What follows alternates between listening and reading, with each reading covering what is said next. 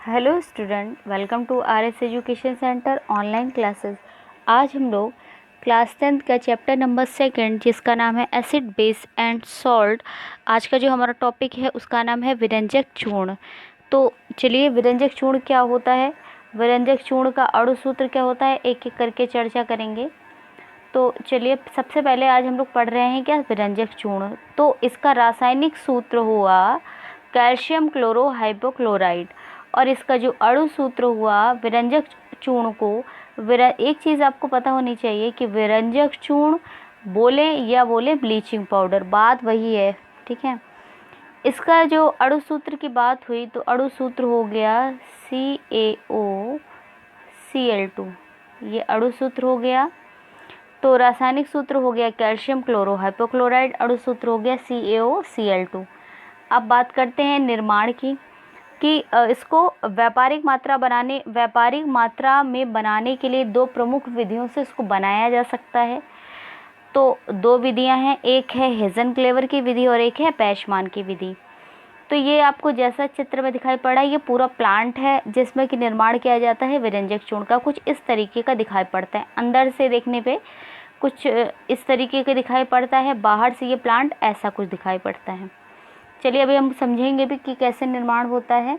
तो ये जो आपको चित्र दिख रहा है ये बैचमान की विधि है, इससे कैसे निर्माण होता है विरंजक चूर्ण का, ये भी चर्चा करेंगे।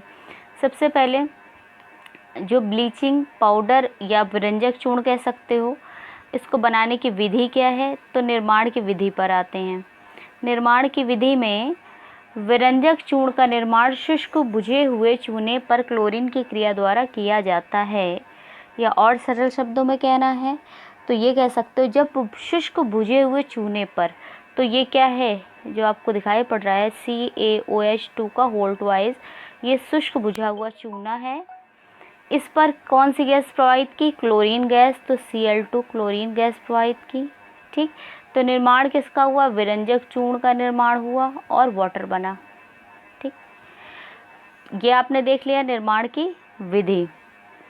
इसके बाद नेक्स्ट चलते हैं कि अब बात करते हैं हम कि इसको व्यापारिक मात्रा में बनाने के लिए दो प्रमुख विधियां हैं। कभी कभी आपके बोर्ड एग्जाम में पूछ लिया जाता है कि हेज़नक्लेवर की विधि बताइए या बैचमान की विधि बताइए। तो इसकी दो प्रमुख विधियां हैं, एक है हेज़नक्लेवर की विधि और दूसरी है बैचमान की विधि। तो ये जो चित्र दिख रहा है ये है हेज़नक्लेवर की विधि। ये देखिए चित्र में ब्लीचिंग पाउडर बनाने की हेज़नक्लेवर की विधि। अब चलिए देखते हैं कि कैसे इसमें निर्माण होता है ब्लीचिंग पाउडर का। ये प्लांट है, ये संयंत्र भी बोलते हैं हिंदी में। इसमें क्या करते हैं, इस संयंत्र में कई खोखले बेलन होते हैं, ठीक है। ये आपको एक चित्र दिखाई पड़ रहा है जिसमें आपको बेलन की तरह कुछ बेलन की तरह कुछ आपको डंडे दिखाई पड़ रहे हैं, ऐसा आकार बेलन की तरह दिखाई पड़ रहा होगा, ठीक है। ये जिनमें बीच में लगी छड़ों में कई विलोडक यानी कि स्टेयर्स लगे होते हैं। तो ये आपको ये बेलन की तरह जो संरचना दिखी, इसमें बीच में स्टिक पाई जा रही है, छड़ नुमा संरचना ये अंदर दिखाई पड़ रही है। इसमें स्टेयर्स लगे हैं, आप देख रहे हैं बीच में स्टेयर्स लगे हुए हैं। इन बेलनों का संबंध एक दूसरे से इस प्रकार होता है, तो देख रहे जी, पहला वाला बेलन है ये दूसरे वाले से जुड़ा है, दूसरा वाला तीसरे वाले से जुड़ा है, तीसरा वाला चौथे वाले से जुड़ा है, ठीक है। क्यों जुड़ा है, इसका एक रीज़न है। इनमें यह एक दूसरे से इसलिए जुड़ा है क्योंकि इनमें भरे पदार्थ एक दूसरे में आ जा सकें। जो भी पदार्थ इसमें डाला जाए, ऊपर मानिए कोई मटेरियल डाला, क्योंकि हम निर्माण कर रहे हैं ब्लीचिंग पाउडर का, तो इसमें हम क्या डालेंगे, सबसे पहले हम यहाँ पर शुष्क बुझा हुआ चूना डालेंगे। यहाँ पे शुष्क बुझा हुआ चूना यहाँ पर डालते हैं इस बेलन में। तो होता क्या है, ऊपरी बेलन में बुझा हुआ चूना डालने पर निचले बेलन में से क्लोरीन गैस को क्या करते हैं, प्रवाहित करते हैं। और यहाँ से ये जहाँ से मैं एरो कर रही हूँ वहाँ से क्लोरीन गैस को क्या करते हैं कि प्रवाहित करते हैं। तो यही रिएक्शन है कि शुष्क बुझे हुए चूने पर क्लोरीन गैस प्रवाहित करने पर किसका निर्माण होता है, विरंजक चूर्ण का। तो यहाँ पर से शुष्क बुझा चूना डाला गया, और क्योंकि मैंने कहा था ना कि ये का संबंध एक दूसरे से जुड़ा हुआ है, क्योंकि इसमें जो भरा पदार्थ है यानी कि जो शुष्क बुझा हुआ चूना है वो एक बेलन से दूसरे बेलन आसानी से आ जा सके। क्लोरीन गैस जब प्रवाहित कर दी, ठीक है, नीचे से क्लोरीन गैस प्रवाहित करने पर विलोडकों को चलाने पर क्लोरीन तथा बुझे हुए चूने की क्रिया होती है, और जब विलोडक चलते हैं तो क्लोरीन और बुझे हुए चूना आपस में रिएक्ट करता है और बनता क्या है, ब्लीचिंग पाउडर का निर्माण होता है। आप चित्र में देख लीजिए, यहाँ से क्या होता है, ब्लीचिंग पाउडर का, ये ब्लीचिंग पाउडर का निर्माण होता है। ब्लीचिंग पाउडर यहाँ से, और ऊपर से, ऊपर वाले यहाँ से वेस्ट जो गैसें होती हैं, व्यर्थ गैसें जिसको बोलते हैं, जिसका कोई काम नहीं होता है, जो इस अभिक्रिया में जो उत्पन्न हुई है वेस्ट गैसें, वो बाहर इस प्लांट में यहाँ से बाहर निकाल दी जाती हैं। तो इस विधि को बोलते क्या हैं, हेज़नक्लेवर की विधि। चलिए नेक्स्ट हम चलते हैं, कौन सी विधि देखते हैं। ये प्लांट है जो आपको मीनार की आकृति का दिखेगा, एक लंबा सा प्लांट दिखाई पड़ रहा है। इस विधि को बोलते हैं ब्लीचिंग पाउडर बनाने की बैचमान की विधि। अच्छा, अब इस विधि में कैसे बनाते हैं, यह जो प्लांट दिख रहा है वो मीनार की आकृति को होता है, जिसमें बीच में लगी एक छड़ में कई चरखियाँ लगी होती हैं।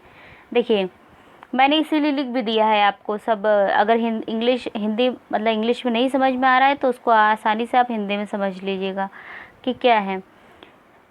यहाँ से ऊपर, यहाँ से जो शुष्क बुझा हुआ चूना है वह इनमें ऊपर की ओर शुष्क बुझा हुआ चूना संपीड़ित वायु का मतलब होता है कंप्रेस्ड एयर की सहायता से डाला जाता है। तो दो चीज़ें हो गई, एक शुष्क बुझा हुआ चूना प्लस कंप्रेस्ड एयर यहाँ से क्या हुआ है, इस प्लांट में डाला जाता है, और नीचे की ओर से क्लोरीन गैस तथा गर्म वायु प्रवाहित की जाती है। यहाँ से क्लोरीन गैस प्रवाहित की जाती है, ठीक है, और जब गर्म वायु प्रवाहित की जाती है नीचे की ओर से क्लोरीन गैस तथा गर्म वायु, तो गर्म वायु क्या हो गई, हॉट एयर इधर से दी जाती है।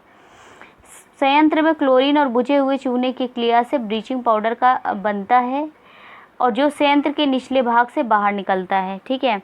ये बीच में मैंने पहले ही बताया था, ये एक छड़, आपको जैसा लग रहा है ना कि छड़ है, उसमें कई चरखियाँ हैं, तो चरखियाँ क्या हो गई, ये देखिए ये चरखियाँ हो गई, ठीक है, आपको दिखाई पड़ रही हैं।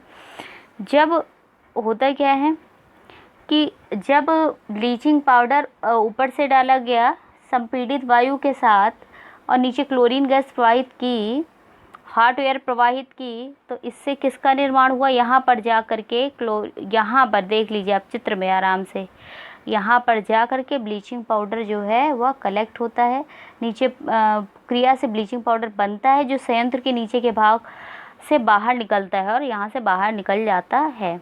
ये विधि है बैचमान की विधि, ठीक है।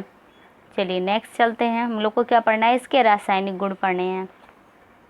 रासायनिक गुण में क्या है, जल के साथ गर्म करने पर ब्लीचिंग पाउडर को जल में घोलकर गर्म करने पर क्लोरीन गैस निकलती है। अगर ब्लीचिंग पाउडर है CaCl2, इसको क्या किया, जल में घोल दिया, तो होगा क्या कि किसका निर्माण होगा, CaOH2 का होल ट्वाइस प्लस Cl2, ठीक, क्लोरीन गैस निकलती है, ये हो गया। नेक्स्ट है ऊष्मा का प्रभाव, गर्म करने पर यह कैल्शियम क्लोराइड तथा ऑक्सीजन में अपघटित हो जाती है। ब्लीचिंग पाउडर गर्म करने पर यह कैल्शियम क्लोराइड तथा ऑक्सीजन में अपघटित हो जाती है, ठीक। नेक्स्ट हम लोग को क्या पढ़ना है, ब्लीचिंग पाउडर के प्रमुख गुण। देखिए ब्लीचिंग पाउडर के प्रमुख गुण क्या हैं कि विरंजक चूर्ण या ब्लीचिंग पाउडर हल्के पीले रंग का चूर्ण है। दूसरा है इसमें क्लोरीन की विशेष गंध आती है। आपको इसको देख करके, भौतिक गुण क्या होता है कि आप सब देख करके उसको छू करके, है ना, सूंघ करके, महसूस करके सारी इसकी फिजिकल प्रॉपर्टीज़ पता कर सकते हो। तो ब्लीचिंग पाउडर को हल्के पीले रंग का चूर्ण दिखाई पड़ेगा, इसमें क्लोरीन की एक विशेष गंध आएगी, इसमें जल में घोलने पर यह दूधिया विलयन या निलंबन प्राप्त होता है। इसको अगर जल में घोलेंगे तो जो एक सॉल्यूशन तैयार होगा वो दूधिया कलर का तैयार होगा। या निलंबन प्राप्त होता है। ठीक, नेक्स्ट है विरंजक चूर्ण का उपयोग। देखिए विरंजक चूर्ण का मुख्य जो उपयोग है वो मैं आपको बताती चल रही हूँ। विरंजक चूर्ण का उपयोग कपड़े, कागज, जूट, लकड़ी आदि के रंग को उड़ाने में किया जाता है, जीवाणुनाशक के रूप में किया जाता है, जल के शुद्धिकरण के रूप में किया जाता है, ऊन को सिकुड़ने से बचाने के लिए किया जाता है। तो जो सबसे इम्पॉर्टेंट पॉइंट ये है ये वाला कि जो विरंजक चूर्ण का उपयोग किया जाता है वो जीवाणुनाशक के रूप में किया जाता है। यह एक बहुविकल्पीय प्रश्न भी यहाँ से तैयार हो जाता है कि विरंजक चूर्ण का, या ये कह सकते हैं जल को जीवाणु रहित बनाने के लिए उपयोगी पदार्थ हैं। कभी कभी ऐसा प्रश्न पूछ लेते हैं कि जल को जीवाणु रहित बनाने के लिए उपयोगी पदार्थ हैं, आपको 4 ऑप्शन दे देंगे, तो आपको पता होना चाहिए कि विरंजक चूर्ण ठीक है, विरंजक चूर्ण उसका सही आंसर होगा। तो मिलते हैं नेक्स्ट वीडियो में। Thank you.